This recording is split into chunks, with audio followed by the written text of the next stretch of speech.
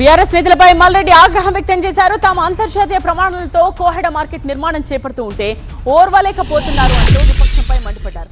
రైతులను ఒప్పించి మెప్పించి భూములు తీసుకుంటున్నామని చెప్పారు ఆయన. ఇక రంగారెడ్డి జిల్లాకు మంత్రి పదవి లేదని, తాను మంత్రి పదవి అడగడంలో తప్పే ఉందని నిలదీశారు. తమ జిల్లాకు మంత్రి పదవి ఇవ్వాల్సిందే అంటున్న మల్రెడ్డి రంగారెడ్డితో మా special correspondent Prabhakar face to face. ప్రస్తుతం మనతో పాటు ఇబ్రహీంపట్నం ఎమ్మెల్యే మల్రెడ్డి రంగారెడ్డి ఉన్నారు. నిన్న కోయిడా సమీకృత మార్కెట్ ఓపెనింగ్లో సీఎం చాలా కీలకమైన వ్యాఖ్యలు చేశారు.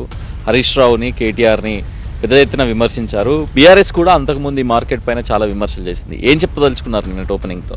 బ్రదర్, కోహెడాలో నిర్మాణం జరుగుతున్నటువంటి ఇంటర్నేషనల్ ఇంటిగ్రేటెడ్ ఫ్రూట్ మార్కెట్ ఏదైతే నిర్మాణం ఉందో 2007-8లో ఆనాటి ముఖ్యమంత్రి రాజశేఖర రెడ్డి గారు 179 ఎకరాలు బ్యాక్ సైడ్లో ఉన్నటువంటి భూమిని ఇచ్చినాడు. వీళ్ళకు మాట్లాడే వాళ్ళకు ఆ భూమి ఎక్కడుందో తెలియదు, ఏముందో తెలియదు. ఒక చక్కటి మార్కెట్ను 2300 కోట్ల రూపాయలతోని ఈరోజు నిన్న ఫౌండేషన్ వేసినటువంటి విషయం మీరందరూ చూసినారు. అలాంటి దానికి వీళ్ళు 10 సంవత్సరాలు అధికారంలో ఉండి ఏ ఒక్క రోజు కూడా తట్టెడు మట్టి తీయనటువంటి దుర్మార్గులు ఈరోజు మా ముఖ్యమంత్రి మాట్లాడినటువంటి మాటలను వక్రీకరిస్తున్నారు. ఔటర్ రింగ్ రోడ్ కానుకొని ఉన్నటువంటి సర్వీస్ రోడ్డుకు 239 ఎకరాల ప్రభుత్వ భూమిని ఈరోజు మార్కెట్ కేటాయించి బ్రహ్మాండంగా అద్భుతంగా మార్కెట్ కడుతుంటే వీళ్ళ కళ్ళల్లో నిప్పులు రేగుతున్నాయి తప్ప కళ్ళల్లో. మీరు ఇదంతా చెప్తున్నారు, బాగానే ఉంది. కాకపోతే నిన్న సీఎం సభకు ముందు కొంతమంది రైతులను అక్రమంగా అరెస్ట్ చేయించి, కొంతమంది రైతులను పోలీస్ స్టేషన్లో పెట్టి, రైతులకు పరిహారం ఇవ్వకుండా దిల్లాండ్స్ని లాక్కొని అప్పటిదాకా రైతులు సాగులో ఉన్న భూములను లాక్కొని చేస్తున్నారనే ఆరోపణలు బీఆర్ఎస్ చేస్తుంది. ఏం చెప్తుంది? ఒక్కసారి మీరు ఆలోచించండి. వీళ్ళు రైతుల మీద కపట ప్రేమ చూపించొద్దు. రైతులను జైళ్ళల్లో పెట్టిండ్రు, రైతులకు అడ్డం వచ్చిన మమ్మలను తీసుకుపోయి పోలీస్ స్టేషన్లలో పెట్టిండ్రు. మీరు ఎక్కడ భూములు మీరు అక్విజిషన్ చేసినా రైతులకు నష్టపరిహారం ఇవ్వకుండా మీరు చేసినటువంటి దుర్మార్గం పనులు కాంగ్రెస్ పార్టీ చేస్తుందని అనుకోకండి.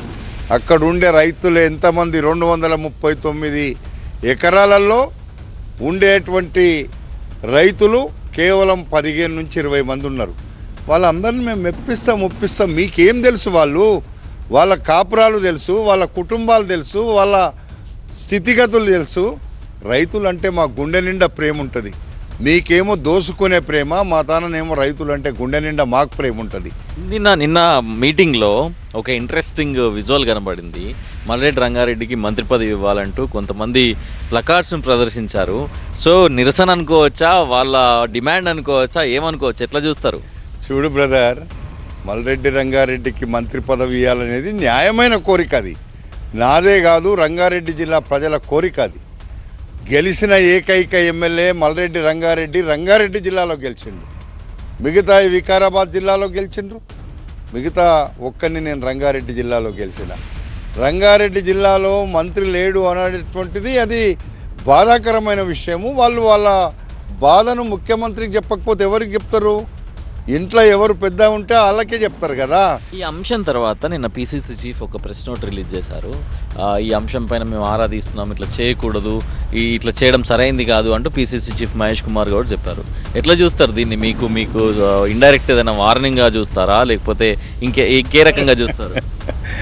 చూడండి బ్రదర్, మల్రెడ్డి రంగారెడ్డికి వార్నింగ్ ఇచ్చేంత సీన్ ఎవరి దగ్గర ఉండదు.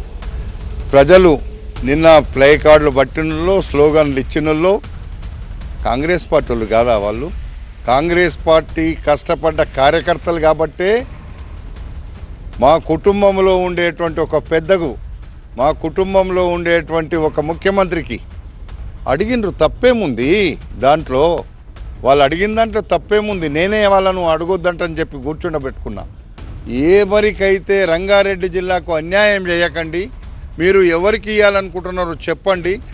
రంగారెడ్డి జిల్లాలోనే నేనే నా పదవికి రాజీనామా చేసి నా రంగారెడ్డి జిల్లాలో సంబంధించిన వ్యక్తిని గెలిపించి మీకు ఇస్తా అని చెప్పిన. నేను నల్లగొండ వాళ్ళనో లేకపోతే ఇంకెవరినో వికారాబాదుల కోసం చెప్పలే. ఇప్పటికీ స్టాండ్ అయ్యి ఉన్నారా ఆ మాట మీద? 100% ఇవ్వాల కూడా తయారుగా ఉన్నా. కేవలం ఒక రంగారెడ్డి జిల్లాలోనే, నీ వికారాబాదో లేకపోతే ఇంకే జిల్లా కోసం నేను రిజైన్ చేయాల్సిన పని లేదు. రంగారెడ్డి జిల్లాలో పలానా వ్యక్తికి ఇస్తామని చెప్పమనండి, పలానా కులానికి ఇస్తామని చెప్పమనండి. రేపంటే రేపు నేను తప్పకుండా అధిష్టాన వర్గం ఏది చెప్పితే అది చేయడానికి సిద్ధంగా ఉన్నా. రైట్, ఇది నిన్న ముఖ్యమంత్రి సభ విజయవంతంతో పాటుగా కార్యకర్తల కృషి కూడా ఉంది. అలాంటి కార్యకర్తలు తమ మనసులో ఉన్న మాటను చెప్పడంలో తప్పలేదు. దానికి పీసీసీ ఎందుకు రియాక్ట్ అయ్యారో తెలియదు. బట్ రంగారెడ్డి జిల్లాకు మాత్రం మంత్రి పదవి తప్పనిసరిగా ఇవ్వాలి. రంగారెడ్డి జిల్లాకి ఇవ్వాలి అనుకుంటే ఏమైనా షరతులు ఉంటే కూడా అవసరమైతే రాజీనామాకు కూడా సిద్ధం. ఆ షరతులను ఏ విధంగా ఫుల్ఫిల్ చేసుకున్నా రంగారెడ్డి జిల్లా నుంచి మంత్రి పదవి వస్తుందంటే తాను త్యాగానికి సిద్ధంగా ఉన్నా. రంగారెడ్డి జిల్లాకు మాత్రం ప్రాతినిధ్యం కల్పించాలి అనేది మల్లారెడ్డి రంగారెడ్డి చెప్తున్నారు. కెమెరా పర్సన్ రాజుతో కలిసి ప్రభాకర్ టీవీ 9.